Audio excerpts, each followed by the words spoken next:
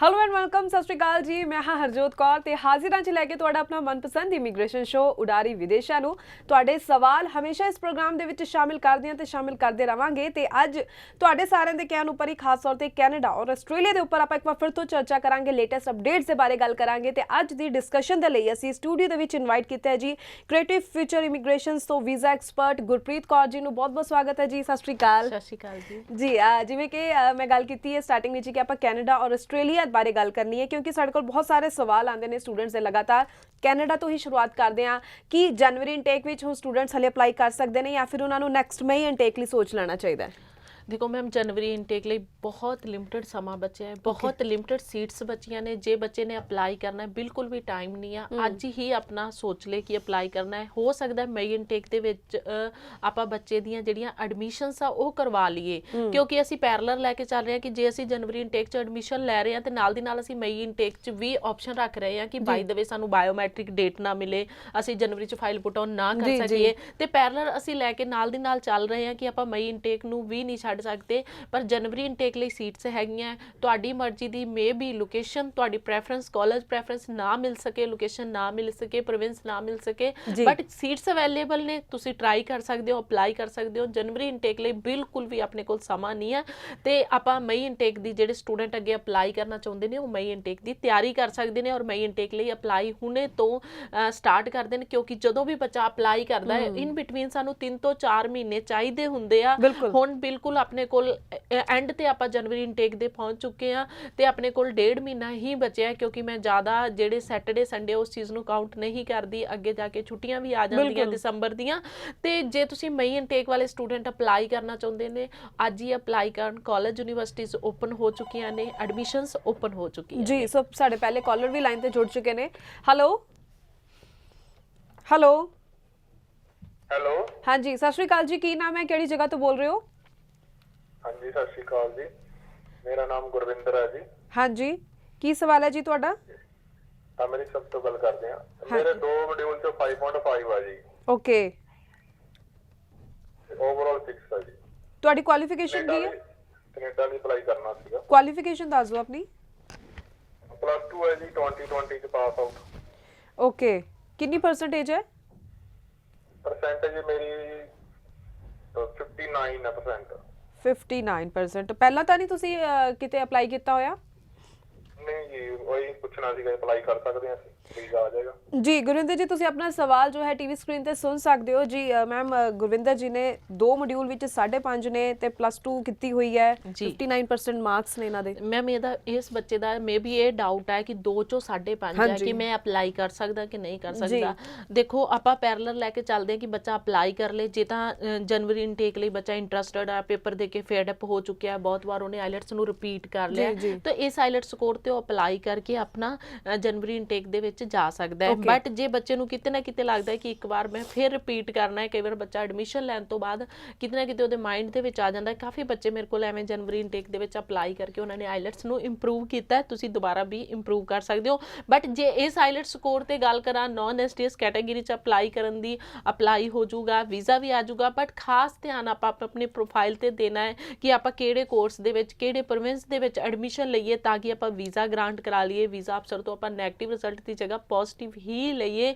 SOP ਤੇ ਧਿਆਨ ਦੇਣਾ ਹੈ, ਫੰਡਿੰਗ ਤੇ ਧਿਆਨ ਦੇਣਾ, ਹਰ ਈਚ ਐਂਡ ਐਵਰੀਥਿੰਗ ਜਿਹੜੀ ਫਾਈਲ ਦਾ ਜਿਹੜਾ ਅਸੀਂ ਚੀਜ਼ ਦੇਖਦੇ ਹਾਂ ਕਿ ਵੀਜ਼ਾ ਅਫਸਰ ਫੰਡਿੰਗ ਨਹੀਂ ਦੇਖਦਾ ਜੇ ਆਪਾਂ GIC ਕਰਾ ਦਿੱਤਾ ਹੈ। ਬੜੀ ਮਾਰਕੀਟ 'ਚ ਅਫਵਾਹਾਂ ਹੁੰਦੀਆਂ, ਬਟ ਆਪਾਂ ਸਾਰੀਆਂ ਚੀਜ਼ਾਂ ਨੂੰ ਨਾਲ ਲੈ ਕੇ ਚੱਲਣਾ ਹੈ। ਆਪਾਂ ਸਾਰੀਆਂ ਚੀਜ਼ਾਂ ਨੂੰ ਸਮਝ ਕੇ ਔਰ ਸੋਚ ਕੇ ਪ੍ਰੋਫਾਈਲ ਨੂੰ ਅੱਗੇ ਰਿਪਰੈਜ਼ੈਂਟ ਕਰਨਾ ਹੈ ਵੀਜ਼ਾ ਅਫਸਰ ਦੇ ਅੱਗੇ, ਤਾਂ ਕਿ ਸਾਡੇ ਪ੍ਰੋਫਾਈਲ ਦਾ ਵਿਊ ਲੈਣ ਤੋਂ ਬਾਅਦ ਵੀਜ਼ਾ ਅਫਸਰ ਸਾਨੂੰ ਵੀਜ਼ਾ ਹੀ ਗ੍ਰਾਂਟ ਕਰੇ। ਇਸ ਪ੍ਰੋਫਾਈਲ ਤੇ ਈਜ਼ੀਲੀ ਆਪਾਂ ਵੀਜ਼ਾ ਗ੍ਰਾਂਟ ਕਰਾ ਲਾਂਗੇ।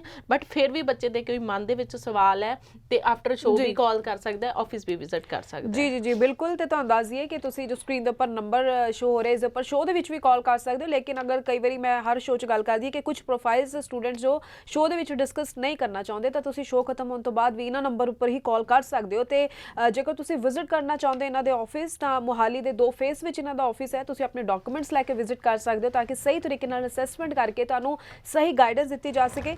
ਮੈਂ ਇੱਥੇ ਜਾਣਨਾ ਚਾਹੂੰਗੀ, ਆਪਾਂ ਐਸਡੀਐਸ ਪ੍ਰੋਫਾਈਲਸ ਦੀ ਵੀ ਗੱਲ ਕਰਦੇ ਹਾਂ, ਹੁਣ ਜੋ ਪ੍ਰੋਫਾਈਲ ਆਈ ਸੀ ਇਹ ਨਾਨ ਐਸਡੀਐਸ ਸੀ, ਤਾਂ ਸਕਸੈਸ ਰੇਸ਼ੋ ਦੀ ਅਗਰ ਆਪਾਂ ਗੱਲ ਕਰੀਏ ਇਸ ਸਮੇਂ ਐਸਡੀਐਸ ਵਾਲਿਆਂ ਦੇ ਜ਼ਿਆਦਾ ਵੀਜ਼ਾ ਆ ਰਹੇ ਨੇ ਜਾਂ ਫਿਰ ਨਾਨ ਐਸਡੀਐਸ ਵਾਲਿਆਂ ਦਾ ਵੀ ਬਰਾਬਰ ਪੈਰਲਰ ਹੀ ਵੀਜ਼ਾ ਆ ਰਹੇ ਨੇ? ਮੈਮ ਜਦੋਂ ਆਪਾਂ ਗੱਲ ਕਰਦੇ ਹਾਂ ਨਾ ਦੋ ਕੈਟਾਗਰੀਜ਼ ਦੀ, ਕਿਤੇ ਨਾ ਕਿਤੇ ਮਾਰਕੀਟ ਦੇ ਵਿੱਚ ਇਹ ਅਫਵਾਹ ਹੁੰਦੀ ਹੈ ਕਿ ਐਸਡੀਐਸ ਕੈਟਾਗਰੀ ਨੂੰ ਵੀਜ਼ਾ ਅਫਸਰ ਨੇ ਵੀਜ਼ਾ ਗ੍ਰਾਂਟ ਕਰ ਦੇਣਾ। ਐਵੇਂ ਦਾ ਕੁਝ ਨਹੀਂ ਹੈ। ਦੋ ਕੈਟਾਗਰੀਜ਼ ਹੈ, ਇੱਕ 'ਚ ਬੱਚਾ ਲੋ ਆਈਲੈਟ ਸਕੋਰ ਵਾਲਾ, ਘੱਟ ਪਰਸੈਂਟੇਜ ਵਾਲਾ ਬੱਚਾ, ਪ੍ਰਾਈਵੇਟ ਕਾਲਜ ਜਿਹੜੇ ਬੱਚੇ ਐਡਮਿਸ਼ਨ ਲੈਂਦੇ ਉਹ ਅਪਲਾਈ ਕਰ ਸਕਦੇ ਆ। ਦੋਨੋਂ ਕੈਟਾਗਰੀਜ਼ ਦਾ ਸੇਮ ਸਕਸੈਸ ਰੇਟ ਰਹਿੰਦਾ ਹੈ। ਕੋਈ ਇਹ ਨਹੀਂ ਕਿ ਆਪਾਂ ਇੱਕ ਕੈਟਾਗਰੀ ਦਾ ਵੀਜ਼ਾ ਸਕਸੈਸ ਰੇਟ ਐਸਡੀਐਸ ਦਾ ਜ਼ਿਆਦਾ ਹੈ, ਨਾਨ ਐਸਡੀਐਸ ਦਾ ਘੱਟ ਹੈ, ਇਹੋ ਜਿਹਾ ਕੁਝ ਨਹੀਂ ਹੈ। ਜੋ ਦੋ ਕੈਟਾਗਰੀ ਸਾਨੂੰ ਦਿੱਤੀਆਂ ਉੱਥੋਂ ਦੀ ਗਵਰਨਮੈਂਟ ਨੇ ਐਂਬੈਸਡਰ ਵੱਲੋਂ ਦਿੱਤੀਆਂ ਗਈਆਂ ਤੇ ਦੋਨੋਂ ਕੈਟਾਗਰੀ 'ਚ ਵੀਜ਼ਾ ਨਿਕਲਦੇ ਜੀ। ਅਗਲੇ ਕਾਲਰ ਲਾਈਨ ਤੇ ਨੇ। ਹੈਲੋ ਹੈਲੋ ਹੈਲੋ, ਹਾਂਜੀ ਸਤਿ ਸ਼੍ਰੀ ਅਕਾਲ ਜੀ, ਕੀ ਨਾਮ ਹੈ, ਕਿਹੜੀ ਜਗ੍ਹਾ ਤੋਂ ਬੋਲ ਰਹੇ ਹੋ? ਸ਼ਿਵਾਨੀ ਗੱਲ ਕਰ ਰਹੀ ਸੀ ਲੁਧਿਆਣਾ ਤੋਂ। ਹਾਂਜੀ ਸ਼ਿਵਾਨੀ ਜੀ, ਕੀ ਸਵਾਲ ਹੈ? ਜੀ ਮੈਮ ਮੇਰੇ ਓਵਰਆਲ 5.5 ਹੈਗੇ ਆ। ਮੈਂ 3 ਵਾਰੀ ਪੇਪਰ ਦੇ ਚੁੱਕੀ ਆ। ਮੇਰਾ ਗੈਪ ਹੈ ਸਟੱਡੀ ਦੇ ਵਿੱਚੋਂ। ਕੀ ਮੈਂ ਕੈਨੇਡਾ ਦੇ ਲਈ ਫਾਈਲ ਅਪਲਾਈ ਕਰ ਸਕਦੀ ਹਾਂ? ਤੁਹਾਡੀ ਕੁਆਲੀਫਿਕੇਸ਼ਨ ਕੀ ਹੈ? +2 ਕੀਤੀ ਹੋਈ ਹੈ। ਕਿਹੜੇ ਈਅਰ ਵਿੱਚ ਕੀਤੀ ਹੈ? 2018 ਦੇ ਵਿੱਚ। ਓਕੇ, ਕਿੰਨੀ ਪਰਸੈਂਟੇਜ ਹੈ? 62।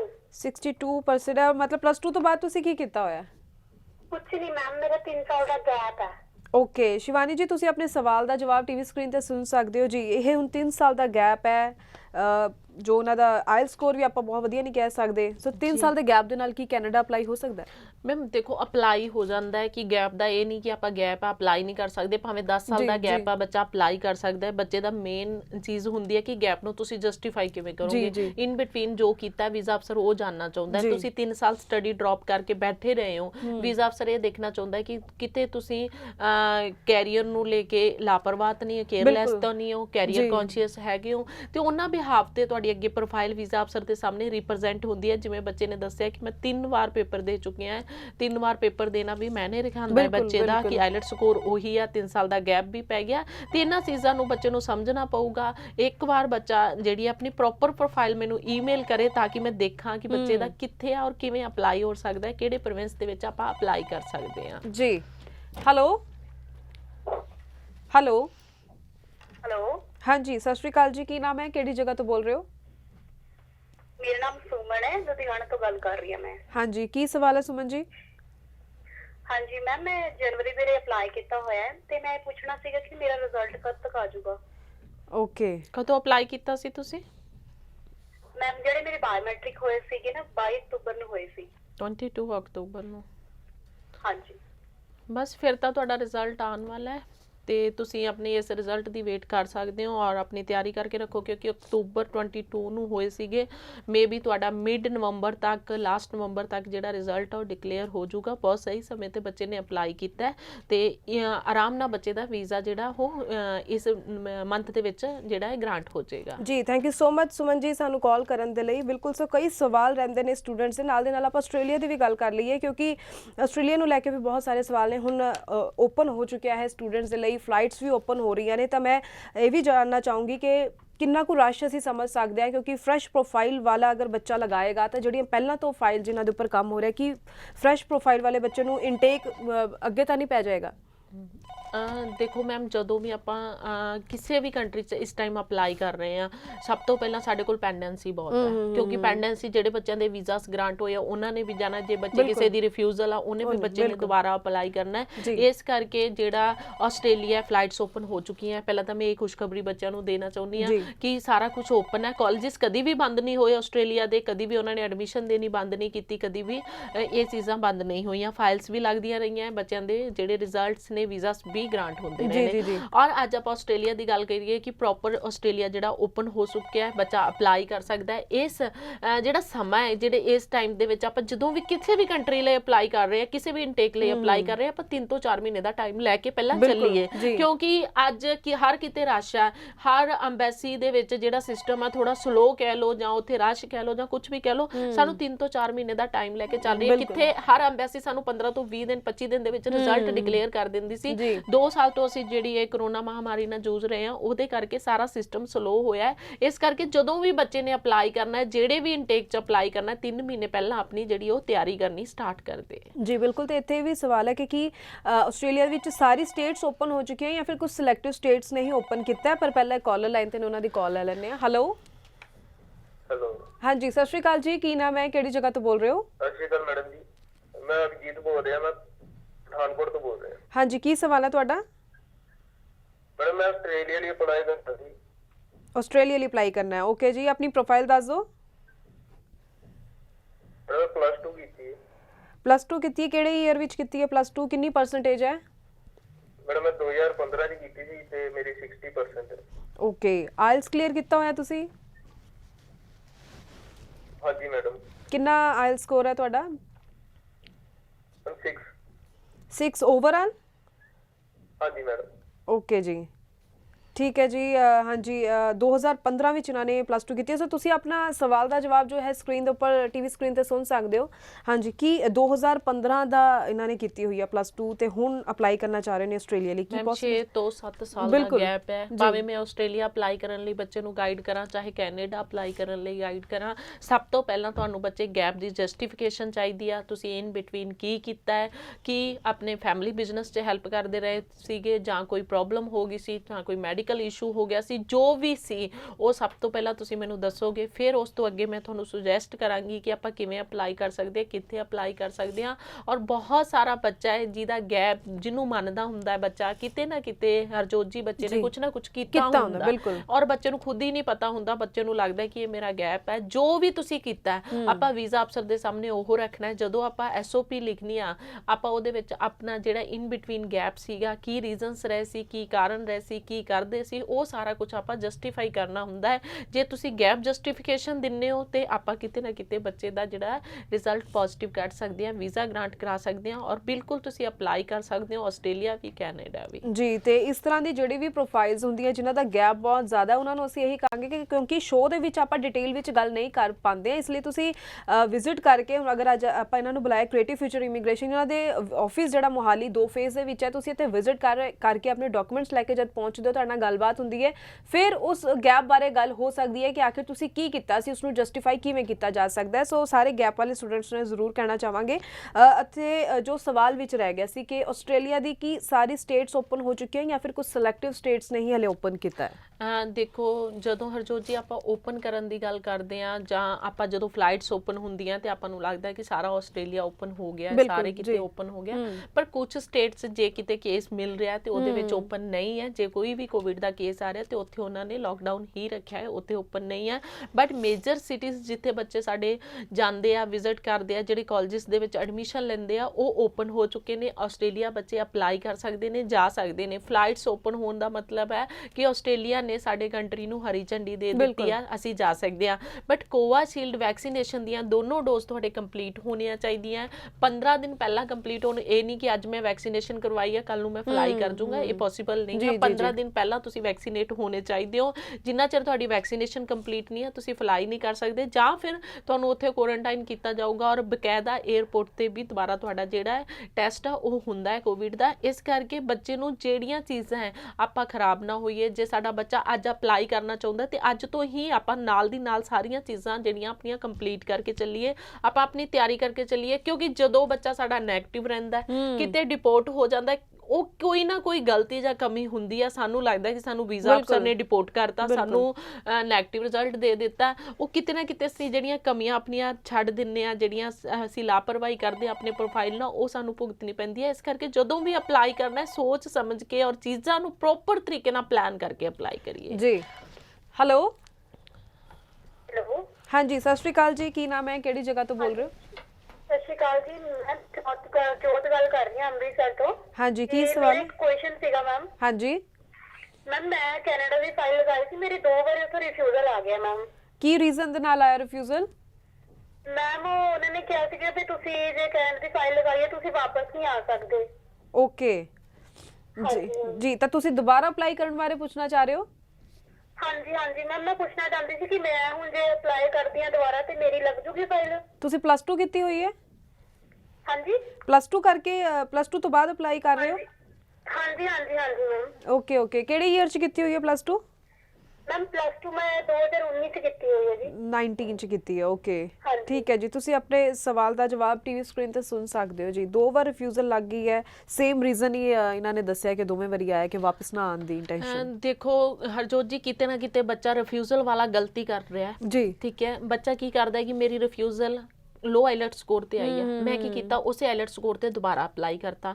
ਹੁਣ ਜੇ ਬੱਚੇ ਨੂੰ ਲੱਗ ਰਿਹਾ ਹੈ ਕਿ ਮੇਰੀ ਰਿਫਿਊਜ਼ਲ 2 ਵਾਰ ਆਈ ਹੈ, ਕਿ ਇੱਕੋ ਤੁਸੀਂ ਕੈਨੇਡਾ ਮੇ ਵੀ ਇਹੀ ਰੀਜ਼ਨ ਦਿੱਤਾ ਹੈ ਕਿ ਕੈਨੇਡਾ ਲੀਵ ਨਹੀਂ ਕਰਨਾ। ਹਾਂਜੀ ਹਾਂਜੀ ਦੇਖੋ ਹਰਜੋਤ ਜੀ, ਜਦੋਂ ਵੀਜ਼ਾ ਅਫਸਰ ਇਹ ਸਾਨੂੰ ਰੀਜ਼ਨ ਦਿੰਦਾ ਹੈ, ਉਹ ਕਿਤੇ ਨਾ ਕਿਤੇ ਸਾਡੀ ਫੰਡਿੰਗ ਨੂੰ ਲੈ ਕੇ ਉਹ ਸੈਟੀਸਫਾਈ ਨਹੀਂ ਹੁੰਦਾ ਕਿ ਅਸੀਂ ਨੈਕਸਟ ਇਨਟੇਕ ਦੀ ਜਿਹੜੀ ਫੀਸ ਆ ਉਹ ਭਰ ਸਕਦੇ ਹਾਂ, ਜਾਂ ਕੱਲ ਨੂੰ ਅਸੀਂ ਉੱਥੇ ਜਾ ਕੇ ਸਟੱਡੀ ਕਰਾਂਗੇ ਕਿ ਨਹੀਂ ਕਰਾਂਗੇ। ਜਿਵੇਂ ਆਪਾਂ ਗੈਪ ਦੀ ਗੱਲ ਕੀਤੀ ਹੈ ਕਿ ਬੱਚੇ ਦਾ 4 ਸਾਲ ਦਾ ਗੈਪ ਆ, 5 ਸਾਲ ਦਾ ਗੈਪ ਆ, ਉਹ ਗੈਪ ਦੀ ਜਸਟੀਫਿਕੇਸ਼ਨ ਬੱਚੇ ਨੇ ਐਸਓਪੀ ਦੇ ਵਿੱਚ ਪ੍ਰੋਪਰ ਨਹੀਂ ਦਿੱਤੀ। ਇਵੇਂ ਜਦੋਂ ਅਸੀਂ ਪ੍ਰੋਪਰ ਵੀਜ਼ਾ ਅਫਸਰ ਨੂੰ ਸੈਟੀਸਫਾਈ ਨਹੀਂ ਕਰਾਵਾਂਗੇ ਤੇ ਐਵੇਂ ਦੀਆਂ ਜਿਹੜੀਆਂ ਸਾਡੀਆਂ ਰਿਫਿਊਜ਼ਲ ਦੇ ਰੀਜ਼ਨਸ ਨੇ ਉਹ ਅੱਗੇ ਅੱਗੇ ਆਉਂਦੇ ਰਹਿਣਗੇ। ਜਿਵੇਂ ਹੁਣ ਬੱਚੇ ਨੇ ਪੁੱਛਿਆ ਕਿ ਮੈਂ ਦੁਬਾਰਾ ਅਪਲਾਈ ਕਰ ਸਕਦਾ, ਬਿਲਕੁਲ ਬੱਚੇ ਤੂੰ ਦੁਬਾਰਾ ਅਪਲਾਈ ਕਰ ਸਕਦਾ, ਆਪਾਂ ਵੀਜ਼ਾ ਵੀ ਲੈ ਲਾਂਗੇ। ਸਭ ਤੋਂ ਪਹਿਲਾਂ ਤੁਹਾਨੂੰ ਮੈਨੂੰ ਪ੍ਰੋਪਰ ਪ੍ਰੋਫਾਈਲ ਦੇਣੀ ਪਊਗੀ ਕਿ ਤੁਸੀਂ ਪਹਿਲਾਂ ਕੀ ਲਾਇਆ ਸੀ ਜਦੋਂ ਤੁਸੀਂ ਅਪਲਾਈ ਕੀਤਾ ਸੀ, ਕਿਹੜੇ ਡਾਕੂਮੈਂਟਸ ਜਿਹੜੇ ਤੁਸੀਂ ਲਾਏ ਸੀਗੇ, ਐਸਓਪੀ ਦੇ ਵਿੱਚ ਤੁਹਾਡੀਆਂ ਕੀ ਫਿਊਚਰ ਪਲੈਨਿੰਗ ਸੀ, ਕੀ ਤੁਹਾਡਾ ਜੇ ਗੈਪ ਸੀ ਤੇ ਗੈਪ ਨੂੰ ਲੈ ਕੇ ਕੀ ਜਸਟੀਫਿਕੇਸ਼ਨ ਸੀ। ਸਾਰਾ ਜਦੋਂ ਪ੍ਰੋਫਾਈਲ ਤੁਸੀਂ ਮੇਰੇ ਅੱਗੇ ਰੱਖੋਗੇ, ਪ੍ਰੋਫਾਈਲ ਦੇਖਣ ਤੋਂ ਬਾਅਦ ਮੈਂ ਦੇਖਾਂਗੀ ਕਿ ਮੈਨੂੰ ਸਮਝ ਆ ਰਿਹਾ ਹੈ ਕਿ ਇਸ ਪ੍ਰੋਫਾਈਲ ਤੇ ਆਪਾਂ ਕੀ ਸੋਧ ਕਰ ਸਕਦੇ ਹਾਂ, ਕਿਵੇਂ ਲਾ ਸਕਦੇ ਹਾਂ। ਜੇ ਸਾਨੂੰ ਉਹ ਪ੍ਰੋਫਾਈਲ ਸਮਝ ਨਹੀਂ ਆਏਗਾ, ਫਿਰ ਆਪਾਂ ਕੇਪ ਨੋਟ ਵੱਲ ਜਾਵਾਂਗੇ। ਕੇਪ ਨੋਟ ਦੇ ਵਿੱਚ ਆਪਾਂ ਦੇਖਾਂਗੇ ਵੀਜ਼ਾ ਅਫਸਰ ਨੂੰ ਕਿਹੜੀ ਕਮੀ ਪੇਸ਼ੀ ਜਿਹੜੀ ਸਾਡੀ ਲੱਗੀ ਆ, ਉਸ ਤੋਂ ਬਾਅਦ ਅਸੀਂ ਉਹ ਕਮੀ ਪੇਸ਼ੀ ਨੂੰ ਪੂਰਾ ਕਰਕੇ ਅਪਲਾਈ ਕਰਾਂਗੇ। 110% ਬੱਚਾ ਵੀਜ਼ਾ ਗ੍ਰਾਂਟ ਕਰਾ ਲੇਗਾ। ਜੀ ਬਿਲਕੁਲ, ਕਿਉਂਕਿ ਅਸੀਂ ਦੇਖਦੇ ਹਾਂ ਕਿ ਚਲੋ ਫਰੈਸ਼ ਜਿਹੜੀ ਪ੍ਰੋਫਾਈਲਸ ਹੁੰਦੀ ਹੈ ਉਹਨਾਂ ਨੂੰ ਧਿਆਨ ਨਾਲ ਬੜੇ ਤਰੀਕੇ ਨਾਲ ਪ੍ਰੈਜ਼ੈਂਟ ਕਰਨਾ ਜ਼ਰੂਰੀ ਹੁੰਦਾ ਹੈ, ਪਰ ਨਾਲ ਦੀ ਨਾਲ ਜਿਹੜੇ ਇਸ ਤਰ੍ਹਾਂ ਦੇ ਰਿਫਿਊਜ਼ਲ ਕੇਸ ਹੁੰਦੇ ਨੇ, ਇਹ ਵੀ ਮਤਲਬ ਕਈ ਵਾਰੀ ਕੁਝ ਕੇਸਿਸ ਅਸੀਂ ਦੇਖਿਆ ਹੁੰਦਾ ਜੋ ਸਟੂਡੈਂਟਸ ਤੋਂ ਪਤਾ ਕਰਦੇ ਹਾਂ ਕਿ ਸੇਮ ਐਜ਼ ਇਟ ਇਜ਼ ਹੀ ਜੋ ਉਹਨਾਂ ਦੇ ਕੰਸਲਟੈਂਟ ਨੇ ਪਹਿਲਾਂ ਵੀ ਰਿਫਿਊਜ਼ਲ ਹੈ, ਸੇਮ ਐਜ਼ ਇਟ ਇਜ਼ ਉਹੀ ਪ੍ਰੋਫਾਈਲ ਫਿਰ ਤੋਂ ਲਗਾ ਦਿੱਤੀ ਜਾਂਦੀ ਹੈ, ਫਾਈਲ ਲਗਾ ਦਿੱਤੀ ਜਾਂਦੀ ਹੈ। ਸੋ ਇੱਥੇ ਸਟੂਡੈਂਟਸ ਨੂੰ ਵੀ ਸਮਝਣਾ ਬਹੁਤ ਜ਼ਰੂਰੀ ਹੈ ਕਿ ਜੇਕਰ ਇੱਕ ਵਾਰੀ ਤੁਹਾਡਾ ਰਿਫਿਊਜ਼ਲ ਆ ਗਿਆ, ਤੁਸੀਂ ਇਹ ਦੇਖੋ ਕਿਹੜੇ ਰੀਜ਼ਨ ਕਰਕੇ ਦੂਸਰੀ ਵਾਰ ਅਪਲਾਈ ਕਰ ਰਹੇ ਹੋ, ਤਾਂ ਦੇਖੋ ਕਿ ਉਹਨਾਂ ਚੀਜ਼ਾਂ ਨੂੰ ਸਹੀ ਕਰ ਦਿੱਤਾ ਗਿਆ ਕਿ ਸੇਮ ਉਸੇ ਪੈਟਰਨ ਤੇ ਫਿਰ ਤੁਹਾਡੀ ਫਾਈਲ ਲਗਾ ਦਿੱਤੀ ਗਈ ਹੈ। ਸੋ ਅਵੇਅਰ ਹੋਣਾ ਤੁਹਾਨੂੰ ਵੀ ਬਹੁਤ ਜ਼ਿਆਦਾ ਜ਼ਰੂਰੀ ਹੈ ਤਾਂ ਕਿ ਬਾਰ-ਬਾਰ ਰਿਫਿਊਜ਼ਲ ਲਗਾ ਕੇ ਤੁਸੀਂ ਆਪਣੀ ਪ੍ਰੋਫਾਈਲ ਖਰਾਬ ਨਾ ਕਰੋ। ਇੱਥੇ ਇਹ ਚੀਜ਼ ਉਹ ਜਾਣਨਾ ਚਾਹੂੰਗੀ ਮੈਂ, ਅਗਰ ਆਪਾਂ ਆਸਟ੍ਰੇਲੀਆ ਬਾਰੇ ਹੁਣ ਗੱਲ ਕਰ ਹੀ ਰਹੇ ਸੀ ਤਾਂ ਆਪਾਂ ਤੁਸੀਂ ਗੱਲ ਕੀਤੀ ਕਿ ਓਪਨ ਹੋ ਚੁੱਕਿਆ, ਫਲਾਈਟਸ ਓਪਨ ਹੈ, ਆਪਾਂ ਵੈਕਸੀਨੇਸ਼ਨ ਦੇ ਬਾਰੇ ਵੀ ਗੱਲ ਕਰ ਲਈਏ, ਆਪਾਂ ਨਾਲ ਦੀ ਨਾਲ ਕੁਆਰੰਟੀਨ ਕੀ ਹਲੇ ਵੀ ਸਟੂਡੈਂਟਸ ਨੂੰ ਉੱਥੇ ਪਹੁੰਚ ਕੇ ਕੁਆਰੰਟੀਨ ਹੋਣਾ ਪਏਗਾ?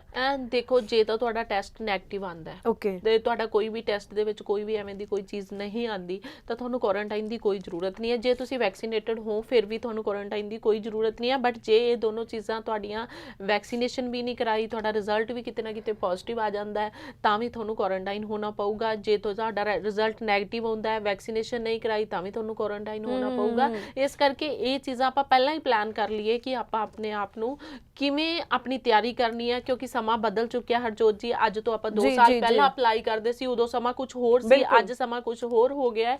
ਕਿਉਂਕਿ ਇਹਨਾਂ ਚੀਜ਼ਾਂ ਨੂੰ ਜੇ ਆਪਾਂ ਨਹੀਂ ਸਮਝਣਾ, ਕੋਵਿਡ ਜਦੋਂ ਚੱਲ ਰਿਹਾ ਸੀ ਇਨ ਬਿਟਵੀਨ ਵੀ ਮੈਂ ਬੱਚਿਆਂ ਨੂੰ ਗਾਈਡੈਂਸ ਦਿੱਤੀ ਸੀ ਕਿ ਕੋਵਿਡ ਨਹੀਂ ਜਾਣਾ, ਇਹ ਬਿਮਾਰੀ ਆ ਕੇ ਇੱਕਦਮ ਨਹੀਂ ਚਲੀ ਜਾਣੀ, ਆਪਾਂ ਨੂੰ ਇਸ ਬਿਮਾਰੀ ਦੇ ਨਾਲ ਕਿਵੇਂ ਜੀਣਾ ਹੈ, ਕਿਵੇਂ ਆਪਾਂ ਆਪਣੀਆਂ ਜਿਹੜੀਆਂ ਚੀਜ਼ਾਂ ਹੈ, ਆਪਾਂ ਜਿਹੜੀਆਂ ਆਪਾਂ ਹਥਿਆਰ ਵਰਤਨੀਆਂ ਹੈ, ਉਹਨਾਂ ਨੂੰ ਚੀਜ਼ਾਂ ਨੂੰ ਆਪਾਂ ਕਿਵੇਂ ਮੈਨੇਜ ਕਰ ਸਕਦੇ ਹਾਂ। ਉਹ ਮੈਨੇਜ ਕਰਨ ਤੋਂ ਬਾਅਦ ਇਸ ਬਿਮਾਰੀ ਨਾਲ ਅਸੀਂ ਜੀਣਾ ਸਿੱਖਾਂਗੇ, ਤਾਂ ਹੀ ਅਸੀਂ ਬਾਹਰ ਨਿਕਲ ਸਕਦੇ ਹਾਂ, ਤਾਂ ਹੀ ਅਸੀਂ ਜਾ ਸਕਦੇ ਹਾਂ।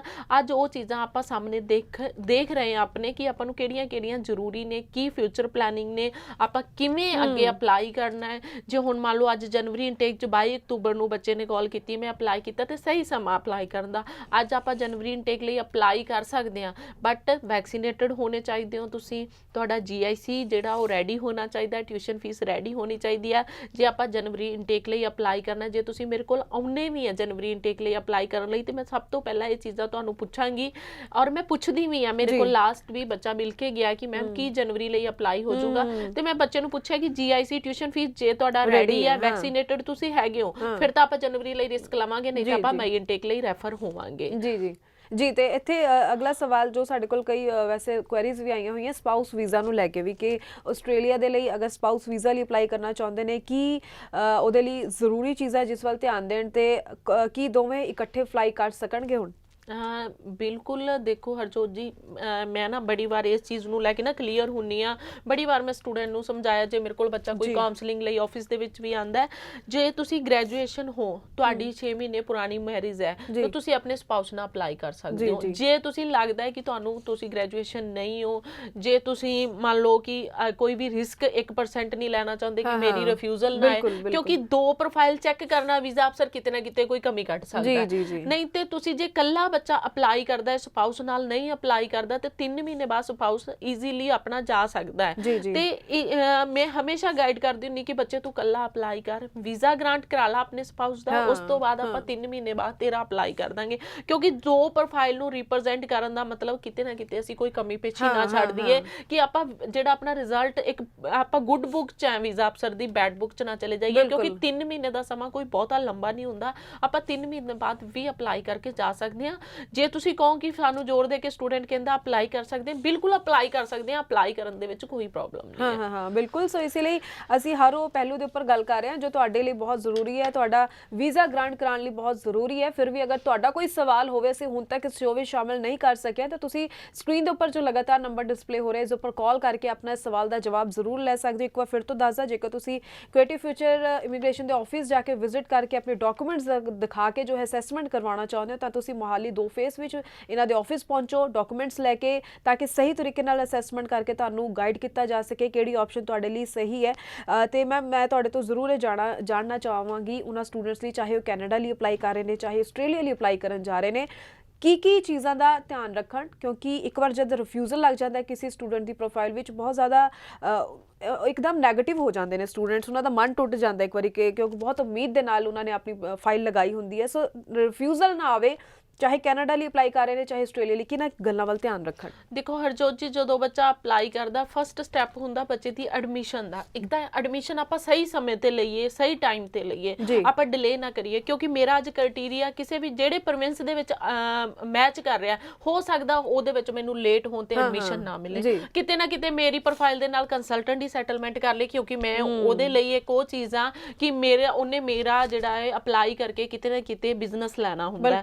ਤੇ ਇਸ ਕਰਕੇ ਬੱਚੇ ਨੂੰ ਫਸਟ ਸਟੈਪ ਧਿਆਨ ਦੇ ਵਿੱਚ ਰੱਖਣਾ ਚਾਹੀਦਾ ਹੈ ਕਿ ਜਦੋਂ ਮੈਂ ਐਡਮਿਸ਼ਨ ਲੈ ਰਿਹਾ ਉਦੋਂ ਸਹੀ ਸਮੇਂ ਤੇ ਐਡਮਿਸ਼ਨ ਲਵਾਂ। ਔਰ ਜੇ ਮੈਂ ਲੇਟ ਵੀ ਹੋ ਗਿਆ, ਸਭ ਤੋਂ ਪਹਿਲਾਂ ਮੈਨੂੰ ਚੀਜ਼ ਚੈੱਕ ਕਰਨੀ ਚਾਹੀਦੀ ਹੈ ਕਿ ਮੇਰਾ ਇਸ ਕਾਲਜ ਦੇ ਵਿੱਚ, ਇਸ ਯੂਨੀਵਰਸਿਟੀ ਦੇ ਵਿੱਚ, ਇਸ ਪ੍ਰੋਵਿੰਸ ਦੇ ਵਿੱਚ ਕ੍ਰਾਈਟੇਰੀਆ ਮੈਚ ਕਰ ਰਿਹਾ ਕਿ ਨਹੀਂ ਕਰ ਰਿਹਾ। ਜੇ ਮੇਰਾ 5.5 ਆਈਲੈਟਸ ਸਕੋਰ ਹੈ ਤੇ ਮੈਂ ਇੱਥੇ ਅਪਲਾਈ ਕਰਾਂ, ਇਸ ਕੋਰਸ ਦੇ ਵਿੱਚ ਅਪਲਾਈ ਕਰਾਂ, ਤੇ ਵੀਜ਼ਾ ਅਫਸਰ ਇਸ ਚੀਜ਼ ਨੂੰ ਅਸੈਪਟ ਕਰੇਗਾ, ਮੰਨੇਗਾ ਕਿ ਹਾਂ ਬਈ ਮੈਂ ਇਹ ਕੋਰਸ ਲਈ ਜਾ ਸਕਦਾ, ਐਲੀਜੀਬਲ ਹੈਗਾ। ਦੂਸਰਾ ਰੋਲ ਪਲੇ ਕਰਦੀ ਆ ਸਾਡੀ SOP, statement of purpose. Statement of purpose ਅਸੀਂ ਟੋਟਲੀ ਕੰਸਲਟੈਂਟ ਤੇ ਛੱਡ ਦਿੰਦੇ ਆ ਆਪਣਾ, ਕਦੀ ਕੰਸਲਟੈਂਟ ਤੇ ਨਾ ਛੱਡਿਓ, ਕਿਉਂਕਿ ਇਹ ਬੱਚੇ ਦਾ ਪਾਰਟ ਹੈ। ਬੱਚੇ ਨੇ ਲਿਖਣੀ ਆ 10th ਕਲਾਸ ਤੋਂ ਲੈ ਕੇ ਗ੍ਰੈਜੂਏਸ਼ਨ ਕੀਤੀ ਆ, +2 ਕੀਤੀ ਆ, ਫਿਊਚਰ ਪਲੈਨਿੰਗ ਕੀ ਆ, ਕਿਹੜੇ ਕੋਰਸ 'ਚ ਐਡਮਿਸ਼ਨ ਲਈ ਆ, ਬੱਚੇ ਨੂੰ ਪਤਾ ਹੋਣਾ ਚਾਹੀਦਾ। ਜਦੋਂ ਤੁਸੀਂ ਜਿਹੜੀ ਵੀ ਲੈਂਗੁਏਜ ਦੇ ਵਿੱਚ ਕੰਫਰਟੇਬਲ ਹੋ, ਤੁਸੀਂ ਉਸੇ ਲੈਂਗੁਏਜ ਦੇ ਵਿੱਚ ਆਪਣੀ SOP ਆਪਣੇ ਕੰਸਲਟੈਂਟ ਨੂੰ ਲਿਖ ਕੇ ਦਿਆ ਕਰੋ। ਕਿਉਂਕਿ ਮੈਂ ਸਭ ਤੋਂ ਪਹਿਲਾ ਪਾਰਟ ਬੱਚੇ ਨੂੰ ਇਹੀ ਦਿੰਨੀ ਆ, ਕਿਉਂਕਿ SOP ਬੱਚੇ ਨੇ ਲਿਖੀ ਆ, ਵੀਜ਼ਾ ਅਫਸਰ ਕਾਲ ਕਰਦਾ ਹੈ, ਬੱਚਾ ਉੱਥੇ ਹੈਂਡਲ ਕਰ ਲੇਗਾ। ਜੇ ਉਹ ਐਮਬੈਸੀ ਜਦੋਂ ਕਲੀਅਰ ਕਰਦਾ ਹੈ ਇਮੀਗ੍ਰੇਸ਼ਨ 에ਅਰਪੋਰਟ ਤੇ, ਬੱਚਾ ਕਦੀ ਡਿਪੋਰਟ ਨਹੀਂ ਹੋਊਗਾ, ਬੱਚਾ ਉੱਥੇ ਸਾਰੀਆਂ ਚੀਜ਼ਾਂ ਹੈਂਡਲ ਕਰ ਲੂਗਾ। ਉਹਨੂੰ ਪਤਾ ਹੋਊਗਾ ਇਸ ਕੋਰਸ 'ਚ, ਇਸ ਕ੍ਰਾਈਟੇਰੀਆ 'ਚ ਮੈਂ ਆਪਣੀ ਐਡਮਿਸ਼ਨ ਲਈ ਆ, ਮੈਂ ਇੱਥੇ ਵੀਜ਼ਾ ਅਫਸਰ ਨੂੰ, ਇਮੀਗ੍ਰੈਂਟ ਨੂੰ ਕੀ ਆਨਸਰ ਦੇਣਾ, ਇਮੀਗ੍ਰੇਸ਼ਨ ਵਾਲੇ ਅਫੀਸਰ ਨੂੰ ਕਿਹੜੀਆਂ ਚੀਜ਼ਾਂ ਦਾ ਮੈਂ ਇੱਥੇ ਧਿਆਨ ਰੱਖ ਕੇ ਜਿਹੜਾ ਆਨਸਰ ਦੇਣਾ। ਔਰ SOP ਲਿਖਦੇ ਸਮੇਂ ਜਦੋਂ ਬੱਚਾ ਲਿਖਦਾ ਹੈ, ਉਹਨੂੰ ਪਤਾ ਹੁੰਦਾ ਹੈ, ਨਾਲ ਦੀ ਨਾਲ ਅਸੀਂ ਉਹਨੂੰ ਦੱਸਦੇ ਹਾਂ ਕਿਹੜੇ ਡਾਕੂਮੈਂਟਸ ਤੇਰੇ ਇੰਪੋਰਟੈਂਟ ਹੈ, ਕਿਹੜੇ ਕੈਰੀ ਕਰਨੇ ਆ, ਕਿਹੜੇ ਨਾਲ ਲੈ ਕੇ ਜਾਣੇ ਆ। ਹੁਣ ਅੱਜ ਦਾ ਜਿਹੜਾ ਸਮਾਂ ਉਹ ਬਦਲ ਚੁੱਕਿਆ ਹੈ। ਇਹ ਚੀਜ਼ਾਂ ਜਿਹੜੀਆਂ ਆਪਾਂ ਸਾਰੀਆਂ ਪਹਿਲਾਂ ਧਿਆਨ ਦੇ ਵਿੱਚ ਰੱਖਦੇ ਸੀ, ਹੁਣ ਨਾਲ ਦੀ ਨਾਲ ਹਰਜੋਤ ਜੀ ਬੱਚੇ ਨੂੰ ਵੈਕਸੀਨੇਟ ਹੋਣਾ। ਮੈਂ ਬਾਰ-ਬਾਰ ਇਹ ਚੀਜ਼ ਕਿਉਂ ਬੋਲ ਰਹੀ ਹਾਂ, ਬੱਚਾ ਐਡਮਿਸ਼ਨ ਕਰਾ ਜਾਂਦਾ ਸਾਡੇ ਕੋਲ, ਕੋਈ ਨਹੀਂ ਇੰਜੈਕਸ਼ਨ ਲਗਵਾਉਣਾ ਹੈ, ਲਗਵਾ ਲਾਂਗੇ, ਉਹ ਲਗਵਾ ਲਾਂਗੇ ਨਹੀਂ। ਅੱਜ ਹੀ ਆਪਾਂ ਆਪਣੀ ਸਟੈਪ ਚੱਕਿਆ ਹੈ, ਆਪਾਂ ਆਈਲੈਟਸ ਦਾ ਪੇਪਰ ਦੇ ਰਹੇ ਹਾਂ, ਤੇ ਆਪਾਂ ਇਸ ਚੀਜ਼ ਦਾ ਧਿਆਨ ਰੱਖੀਏ ਕਿ ਆਪਾਂ ਸਾਰੀਆਂ ਚੀਜ਼ਾਂ, ਆਈਲੈਟਸ ਆਪਾਂ ਕਿਉਂ ਕਰ ਰਹੇ ਹਾਂ, ਆਪਾਂ ਬਾਹਰ ਜਾਣ ਵਾਸਤੇ ਕਰ ਰਹੇ ਹਾਂ, ਤੇ ਪਹਿਲੇ ਦਿਨ ਤੋਂ ਆਪਣੀ ਤਿਆਰੀ ਕਰਿਆ ਕਰੋ। ਮੇਜਰ ਜਿਹੜੇ ਡਾਕੂਮੈਂਟਸ ਹੁੰਦੇ ਆ, ਫਾਈਨੈਂਸ਼ੀਅਲ ਡਾਕੂਮੈਂਟਸ ਹੁੰਦੇ ਆ, GIC ਕਿਸੇ ਦੇ ਅਕਾਊਂਟ ਚੋਂ ਪੇ ਕਰਤਾ, 3-4 ਅਕਾਊਂਟ ਦੇ ਵਿੱਚੋਂ ਆਪਾਂ ਪੇ ਕਰਤਾ, ਜਿਹੜੀ ਬੈਂਕਿੰਗ ਆ 6 ਮੰਥ ਦੀ ਆਪਾਂ ਕਿਤੋਂ ਹੋਰ ਲਾ ਦਿੱਤੀ, ਬਿਲਕੁਲ ਠੀਕ ਹੈ, ਬੈਂਕਿੰਗ ਕਿਸੇ ਹੋਰ ਦੀ, ਉਹ ਚੀਜ਼ਾਂ ਜਸਟੀਫਾਈ ਨਹੀਂ ਹੁੰਦੀਆਂ। ਵੀਜ਼ਾ ਅਫਸਰ ਜੇ ਤੁਹਾਡੀ ਬੈਂਕਿੰਗ ਦੇਖੇਗਾ, ਤੁਸੀਂ ਬੈਂਕ ਸਟੇਟਮੈਂਟ ਜਿਹੜੀ ਲਾ ਰਹੇ ਹੋ, ਫਾਦਰ ਦੀ GIC ਟਿਊਸ਼ਨ ਫੀਸ ਪੇ ਕਰ ਰਹੇ ਹੋ ਤੁਸੀਂ ਆਪਣੇ ਗ੍ਰੈਂਡਫਾਦਰ ਦੇ ਅਕਾਊਂਟ ਚੋਂ ਜਾਂ ਆਪਣੇ ਭੂਆ ਦੇ, ਫੁੱਫੜ ਦੇ ਚੋਂ, ਤੇ ਉਹ ਚੀਜ਼ਾਂ ਜਸਟੀਫਾਈ ਨਹੀਂ ਹੋਣੀਆਂ। ਤੁਹਾਡੇ ਕੋਲ ਪੈਸਾ ਕਿੱਥੋਂ ਆਇਆ? ਮੈਂ ਨਹੀਂ ਕਹਿੰਦੀ ਕੈਨੇਡਾ ਐਮਬੈਸੀ ਪੁੱਛਦੀ ਆ ਪੈਸਾ ਕਿੱਥੋਂ ਆਇਆ, ਬਟ ਆਪਾਂ ਤਾਂ ਚੀਜ਼ਾਂ ਟਰਾਂਸਪੇਰੈਂਟ ਰੱਖੀਏ ਨਾ ਆਪਣੇ ਵੱਲੋਂ, ਆਪਾਂ ਤਾਂ ਨਾ ਕਿਤੇ ਇਹਨਾਂ ਚੀਜ਼ਾਂ ਦੀ ਕਮੀ ਛੱਡੀਏ। ਔਰ ਖਾਸ ਜਿਹੜਾ ਹਰ ਕੰਸਲਟੈਂਟ ਕਹਿੰਦਾ ਹੈ ਕਿ ਐਸਡੀਐਸ ਕੇਸ ਦੇ ਵਿੱਚ ਬੈਂਕਿੰਗ ਦੀ ਲੋੜ ਨਹੀਂ ਆ, ਬਟ ਮੈਂ ਕਹਿੰਨੀ ਆ ਕਿ ਬੈਂਕਿੰਗ ਦੀ ਲੋੜ ਹੈ। ਜੇ ਉਹਦੇ ਡਾਕੂਮੈਂਟ ਚੈੱਕ ਲਿਸਟ ਦੇ ਵਿੱਚ ਹੈਗਾ 6 ਮੰਥ ਦੀ ਬੈਂਕਿੰਗ, ਤੁਸੀਂ ਜ਼ੀਰੋ ਬੈਲੈਂਸ ਬੈਂਕਿੰਗ ਨਹੀਂ ਦੇ ਸਕਦੇ।